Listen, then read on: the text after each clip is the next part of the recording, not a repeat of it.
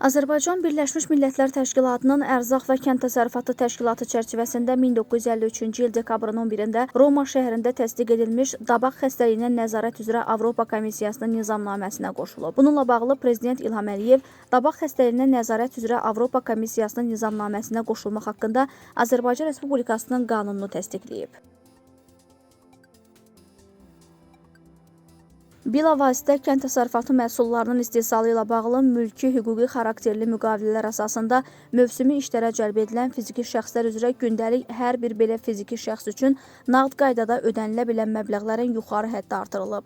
Bu, Prezident İlham Əliyevin təsdiqlədiyi nağdsız hesablaşmalar haqqında qanuna dəyişiklikdə əksini tapıb. Qanuna əsasən, bilavasitə kənd təsərrüfatı məhsullarının istehsalı ilə bağlı mülki hüquqi xarakterli müqavilələr əsasında mövsümi işlərə cəlb edilən fiziki şəxslər üzrə gündəlik hər bir belə fiziki şəxs üçün nağd qaydada ödənilə bilən məbləğin yuxarı həddi 20 manatdan 30 manata qaldırılıb.